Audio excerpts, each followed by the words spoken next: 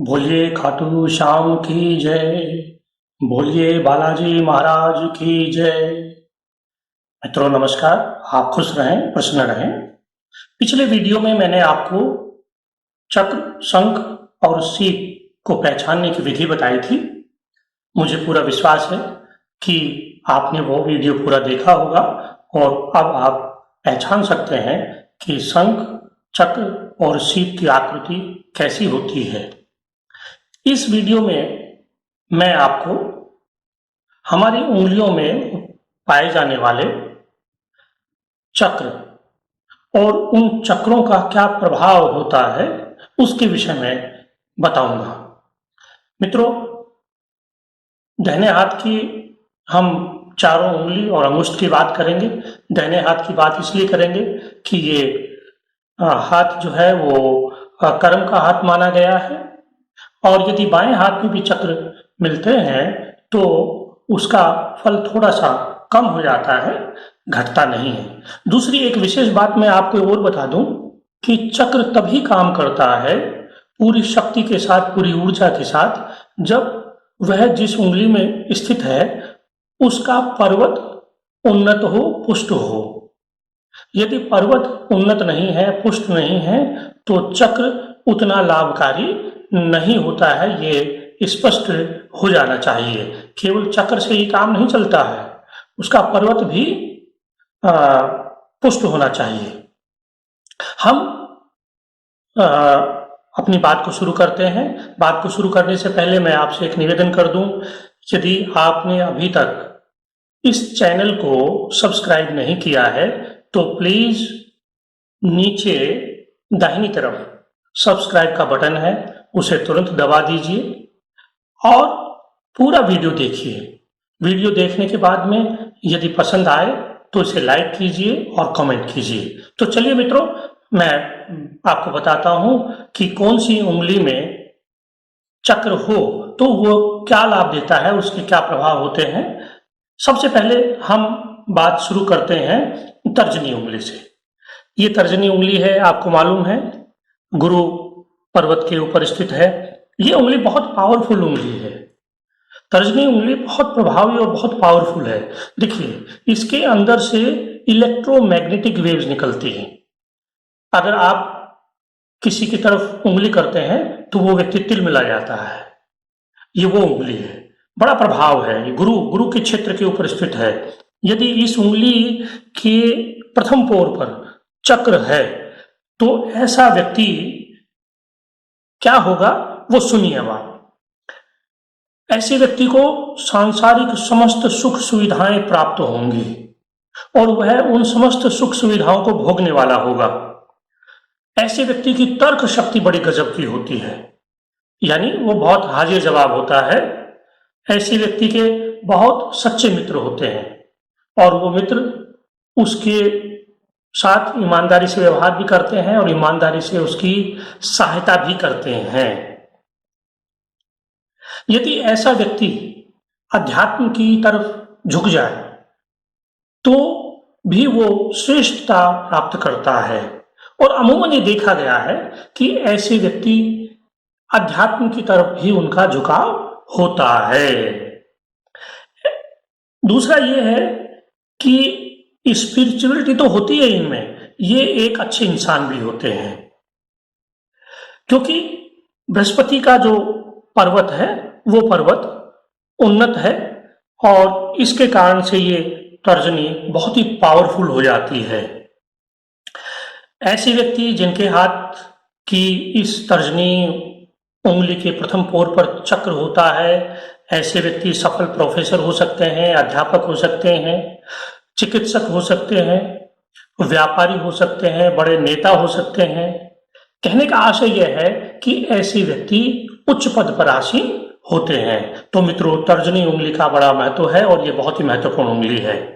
आइए अब हम दूसरी उंगली की बात करें। दूसरी जो उंगली है वो है मध्यमा। मध्यमा शनि पर्वत के क्षेत्र पर स्थित है और शनि अपने आप में ही बहुत प्रभावशाली और बलिष्ठ होता है। अब देखिए, इस उंगली मध्यमा पर अगर चक्र है तो उसका क्या प्रभाव होता है, उसका क्या फल प्राप्त होता है। जिन व्यक्तियों के मध्यमा उंगली पर चक्र होता है, ऐसे व्यक्ति शनि की कृपा उन पर बनी रहती है। ऐसे व्यक्ति धार्मिक कार्यों में रुचि लेने वाले होते हैं और ऐसे व्यक्ति श्रेष्ठ मठाधीश होते हैं या बड़े तांत्रिक हो सकते हैं, बड़े ज्योतिषी भी हो सकते हैं। इसके अलावा बड़े उद्योगपति हो सकते हैं। इसके अलावा वैज्ञानिक हो सकते हैं, बहुत बड़े अनुसंधानकर्ता हो सकते हैं, बहुत बड़े प्रोफेसर हो सकते हैं और इनके पास धन धान्य की कोई कमी नहीं रहती। खूब ऐश्वर्य भरा जीवन ये जीते हैं। ऐसे व्यक्ति खूब पराक्रमी भी होते हैं और ऐसे व्यक्ति प्रशासक भी अच्छे होते हैं। कुल मिलाकर इनमें ये सारे गुण इसलिए भी आ जाते हैं क्योंकि मित्रों, आपको मैंने बताया था कि जो भाग्य रेखा है वो शनि क्षेत्र तक पहुंचती है और यदि भाग्य रेखा, किसी की भाग्य रेखा शनि क्षेत्र तक आ गई तो वो सोने पे सुहागा हो जाता है। इसलिए मध्यमा उंगली पर चक्र का होना अपने आप में बहुत ही गौरवशाली, गरिमामय और बहुत ही पावरफुल, बहुत ही ताकतवर और बहुत ही मान सम्मान देने वाला व्यक्ति को बनाता है। अगली जो उंगली है वो है अनामिका। अनामिका सूर्य पर्वत के ऊपर स्थित है। सूर्य अपने आप में मित्रों आपको पता है कि बहुत प्रभावशाली होता है। तो ऐसे व्यक्ति कुशल राजनीतिक हो सकते हैं, श्रेष्ठ वक्ता हो सकते हैं, सफल व्यापारी हो सकते हैं, श्रेष्ठ प्रशासनिक अधिकारी हो सकते हैं। ऐसे व्यक्ति प्रशासनिक अधिकारी बहुत अच्छे होते हैं और बहुत ही तर्क के साथ, बहुत ही मेधा के साथ, बहुत ही विवेक के साथ काम करने वाले होते हैं। अर्थात कहने का अर्थ यह है कि ऐसे व्यक्ति हर क्षेत्र में अपना प्रभाव दिखाने वाले होते हैं और इनसे लोग खूब प्रभावित भी होते हैं। विशेषकर ऐसे व्यक्ति अपनी बुद्धि का सही और उचित प्रयोग करने वाले होते हैं। तो ये अनामिका पर हमने चक्र की बात की। अब अगली उंगली आती है कनिष्ठिका यानी चिटली उंगली। चिटली उंगली बुध पर्वत के ऊपर स्थित है। मित्रों, अगर किसी व्यक्ति का बुध पर्वत उन्नत है और कनिष्ठिका के इस पोर पर, प्रथम पोर पर चक्र है, तो वो व्यक्ति सफल लेखक हो सकता है, कवि हो सकता है, बड़ा रचनाकार हो सकता है, प्रकाशक हो सकता है और विशेषकर इस उंगली पर चक्र वाले लोग बहुत अच्छे व्यापारी होते हैं। वे कुशल और मेधावी वक्ता भी होते हैं। इनका व्यापार देश विदेश तक फैलता है। ये व्यक्ति अपने बुद्धि के बल पर, अपने ज्ञान के बल पर अपने व्यापार को बहुत नई ऊंचाइयां देते हैं। तो ऐसे व्यक्ति विशेषकर सफल व्यापारी होते हैं और ये देखा गया है कि सफल व्यापारियों के हाथ में कनिष्ठिका उंगली में चक्र पाया जाता है। अब मित्रों, 4 उंगलियों की तो हमने बात कर ली। अब शेष रह गया अंगुष्ठ। अंगुष्ठ चूंकि शुक्र पर्वत के ऊपर स्थित है और अंगुष्ठ में यदि चक्र है तो उसके क्या लाभ होते हैं। यदि किसी व्यक्ति के अंगुष्ठ के प्रथम पोर में चक्र है तो ऐसा व्यक्ति बहुत ही कुशाग्र बुद्धि वाला, दिमाग वाला होता है, सर्वगुण संपन्न होता है और विशेषकर अपने पिता का बहुत चहेता होता है। उसे अपने पिता से या अपने पूर्वजों से संपत्ति प्राप्त होती है। ऐसा व्यक्ति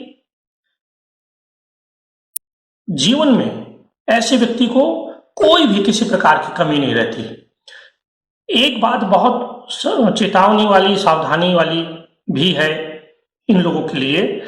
चूंकि शुक्र पर्वत पुष्ट होने पर ऐसे व्यक्ति विपरीत लिंग की तरफ बहुत जल्दी आकर्षित होते हैं और भोग विलासी बन जाते हैं। ऐसे व्यक्ति समाज में सम्मान और यश भी खूब प्राप्त करते हैं उनको सम्मान और यश खूब मिलता है। ऐसे व्यक्तियों के मन में खूब धन कमाने की आकांक्षा होती है, यानी वो बहुत महत्वाकांक्षी लोग होते हैं। और यदि ऐसा व्यक्ति जिसके अंगुष्ठ के प्रथम पोर में चक्र हो और वह व्यक्ति अध्यात्म की ओर झुक जाए, यानी उसका शुक्र पर्वत अगर पुष्ट नहीं है और वह यदि अध्यात्म की ओर झुक गया, तो ऐसा व्यक्ति परम ज्ञानी हो जाएगा, भविष्य वक्ता हो जाएगा। अंगुष्ठ में चक्र वाले व्यक्ति को मैंने आपको बताया कि पैतृक संपत्ति निश्चित रूप से प्राप्त होती है, और प्राय देखा गया है कि ऐसे व्यक्तियों को अपने ससुराल से भी खूब धन प्राप्त होता है। तो मित्रों, ये मैंने आपको आज बताया कि प्रत्येक उंगली में चक्र क्या फल देता है। लेकिन पुनः मैं आपको स्मरण दिला दूं कि उंगली में स्थित चक्र तभी पूरे फलदायक होते हैं जब उनके पर्वत भी पुष्ट हो। अगर ये चक्र बाएं हाथ में हो तो मित्रों, बाएं हाथ में भी ये प्रभावकारी होते हैं, लेकिन उतने प्रभावकारी नहीं होंगे जितने प्रभावकारी ये हमारे दाहिने हाथ में होते हैं। इस वीडियो को मैं यहीं समाप्त करता हूं। अगले वीडियो में पुनः मैं आपके सामने नई जानकारी के साथ उपस्थित होऊंगा। तब तक के लिए पुनः जाते जाते एक बार पुनः आपसे अनुरोध कि आप इस चैनल को जरूर सब्सक्राइब करिए, लाइक करिए और कमेंट करिए। नमस्कार।